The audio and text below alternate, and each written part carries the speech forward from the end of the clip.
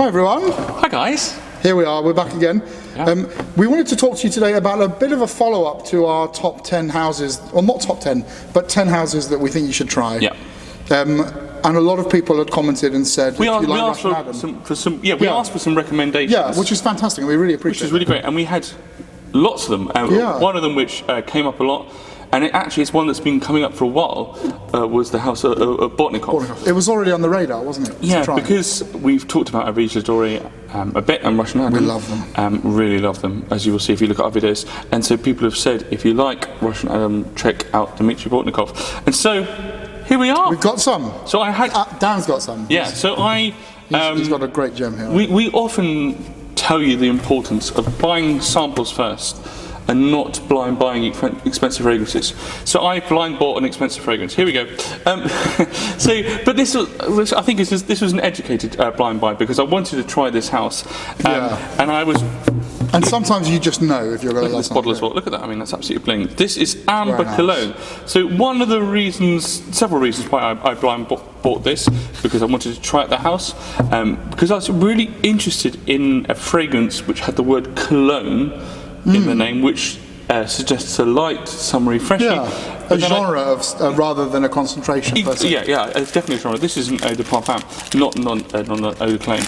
But yeah, a cologne which is a light kind of citrusy fragrance. But you know, 4 of the ingredients are white ambergris, brown ambergris, and then 2 types of oud. So I was really interested to see. Not your everyday freshie. Yeah. And like we've said before so many times, we struggle in the summer and the spring. Exactly. We're not a big fan of straight up freshies. We like something with a bit of interest. So I can see why this piqued your interest. I had really high hopes, so I thought, screw it, I'm just going to blind buy it. The other really big factor in me blind buying this was the price.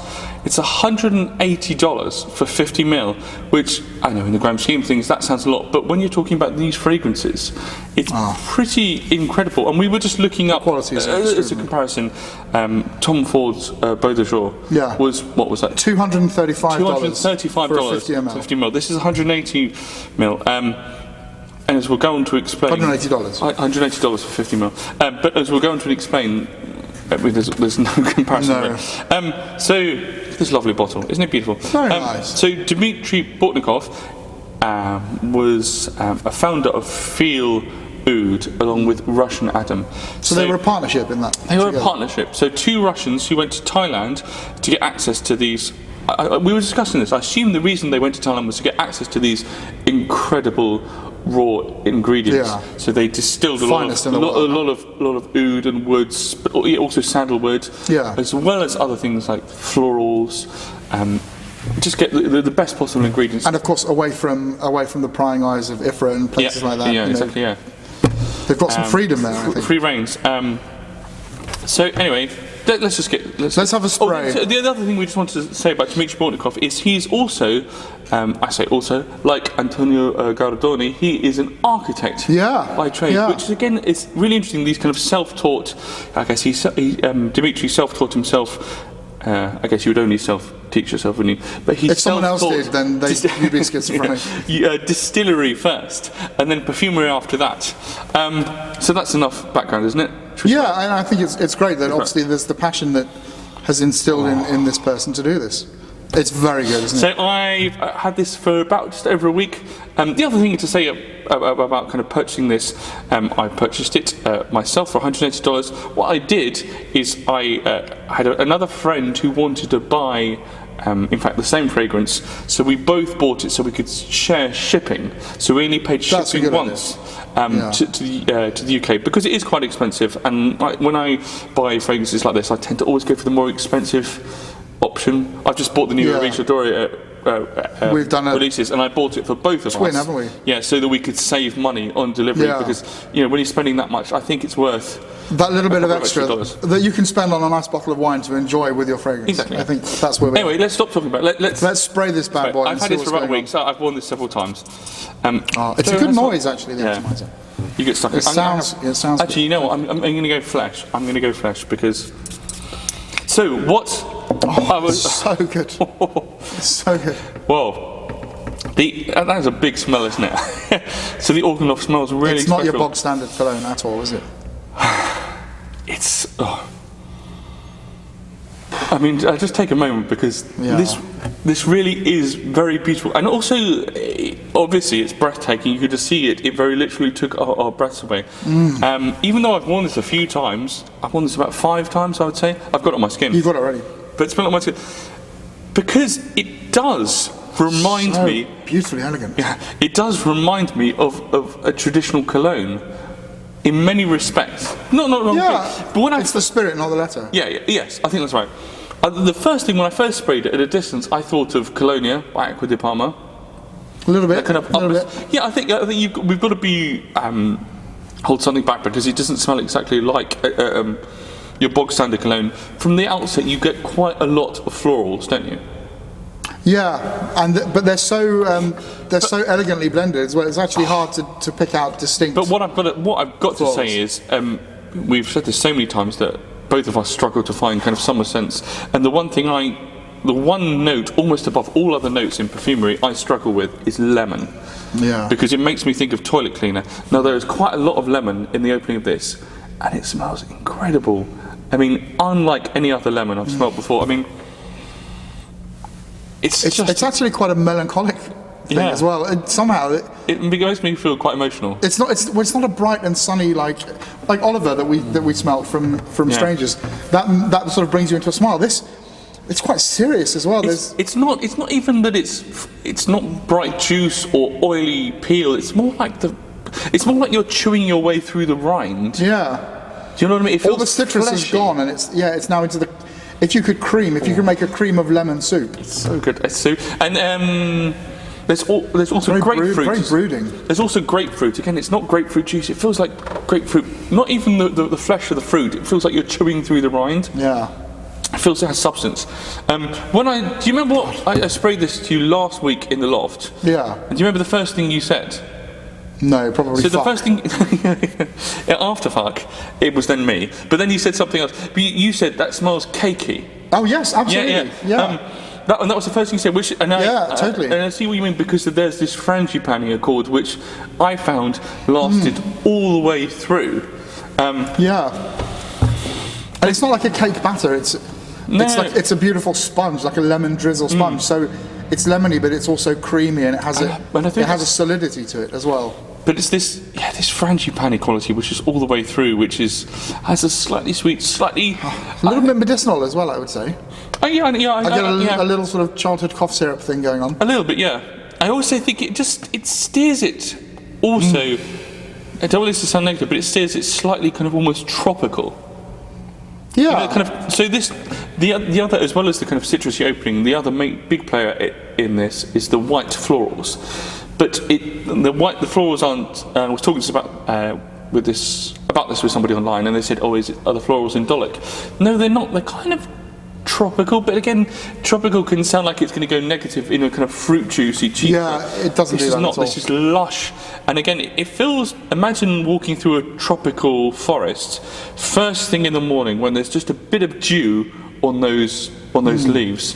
There's also a lot of jasmine. So I think this is about 95% natural. So the only synthetic is hedione, which is the jasmine, but. The jasmine in this smells really beautiful as well, thick and chewy and slightly sweet.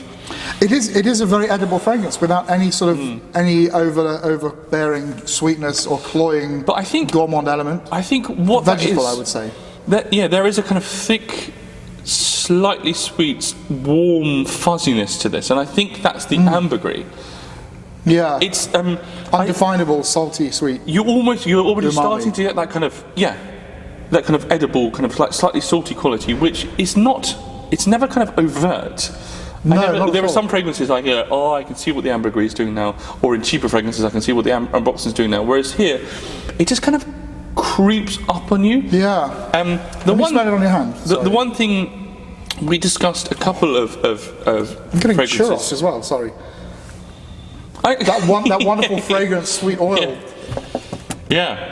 Interesting. Maybe that's just my nose, and I'm hungry for a donut. The one thing we did say about this, as well as a couple of the others that we were smelling earlier by Bortnikov, is the blend is just extraordinary. When I saw this notes list, I expected to get some punchy things like, oh, here's the citrus, now here's the amber green, now here's the oud, bam, bam, bam, bam, bam. You don't get that. You get this absolutely smooth, kind of really well polished, real feeling of workmanship. That he's trying to make something incredibly homogeneous. And the other thing we were saying, that it shows a kind of confidence that you're not getting all these expensive ingredients jumping out at you, rather they're really kind of all singing together in harmony. I mean, instantly, I don't know how it dries down, but instantly I would say that this is one of those fragrances where I'd be quite glad for the first initial blast to last forever. To be the thing that stays with me, or to go in straight at the middle and the heart of the fragrance. But I think it. But I'm sure there is a top. But it feels like you've gone into the middle. Because that smells already into the middle territory. Because the opening of this, it feels so rich and complex, even though there is citrus. Normally you have bright, dancing lights, delicate things, and then it becomes more rich and bodied. Whereas we've gone straight into the richness, even though that richness is citrus, because the citrus. That's it. It doesn't feel like it's a sort of diversionary note. Well, at least I don't know how they work in perfumery, especially, but these fixatives that people talk about to kind of give longevity, I can sense something here going on with that. Well, yeah, I guess that's what the citrus is drawn down into the heart a little bit. And the oud, I could never. I've got to be honest. If I didn't know there was you certainly don't get a skanky oud, and I don't think I could really pick out. Oh, now I get the oud. No. What I get is a kind of woody richness and a roundness, and towards the end. Not towards the end, but as this develops, you get a slightly animalic quality, but it's not dirty. It's that kind of warm, cozy. Remember when we talked about what's the Prin fragrance, which has got goat hair? Axum, yes. And that after the opening, you get this real feeling of warmth and cuddliness, as if you're going into the bed of a loved one. Or a loved goat. Or a loved goat. But that's the kind of animalic quality I get with this. Yeah. It's not fecal, it's not barnyard oud. It's just a kind of warm, sensual hug. It's a feeling, isn't it? Yeah. I mean, very cleverly done, because you could so get it wrong with that opening. You know, the introduction of oud done badly. It's really beautiful. I'm so excited. I mean, for me, this is a completely successful blind buy, because it really fulfills that criteria of something to wear in the summer, which, is a sort of summer cologne, but it has body and integrity and complexity and character, and it's the kind of thing which I can wear and people go past and go, oh, you feel nice, and there's a nice kind of freshness. Whereas I'm also enjoying the kind of complexity. And freshness for them, depth and roundness for you as a wearer. My wife is also somebody who, she doesn't really like traditional cologne, she doesn't like citrus. And I went, bang, bang, bang, bang, what do you think of that? And she went, oh, that is interesting. Yeah, so totally. She didn't think it was just a bog standard cologne. But it's the florals as well. They really do elevate it. And I think, and also make it completely unisex as well. Beautifully done. I'd be keen to check out the others. The others in this house. To be honest, I think this is a person who obviously knows how to make perfume. Really, really exciting. So that is Amber Cologne. Creamy. I just can't wait for the summer. After the second day of wearing this, I thought I had got a good friend's wedding in the summer, and I thought it's going to be a really, really hot day. I want to be dressed up, looking incredibly elegant and really classy. And this is going to be the fragrance that I'm going to wear for the wedding. It's going to be amazing, and this is one I'm really, and also for the price. It's really good value. It's not just good value; it's almost unbelievable value. I can't believe it. The quality, I mean, clearly the quality of ingredients in there is phenomenal. To get that, I mean, you don't smell it very often. The quality of that blend, straight up, no rough edges inside, no feeling of the development happening in a series of bumps. No. It feels already that you've put on something worth $1,000. Even if you took Aqua di Parma Colonia Essenza, it's that times about 100. I mean, it's beautiful, but it's got its sharp edges, and it has a sort of duration on a timescale that you need for it to sort of calm down. I love it. And get into the right groove. That thing is there straight away. So thank you to all those people that kept saying we need to explore this house. We need to try more. I mean, I know there's this Oud Maximus, isn't there? Oud Monarch is the Oud Monarch in this series. So I got a sample of that with this. So I'm looking forward to exploring that more. From first smell, it's this kind of incredibly well-balanced chocolatey oud with like castoreum and civet. Really, really good. But I haven't really explored it fully yet. Street, isn't it? So it's more to look forward to. So if you've tried Amber Cologne or other fragrances from Bortnikov, let us know. But if you don't want it, send me a free bottle. Yeah. I'm kidding. No. This is double thumbs. This is beautiful. Yeah, stunning. Big win. So thank you to Dan for the recommendation here as well. Next This is time. wonderful. Happy sniffing. Bye.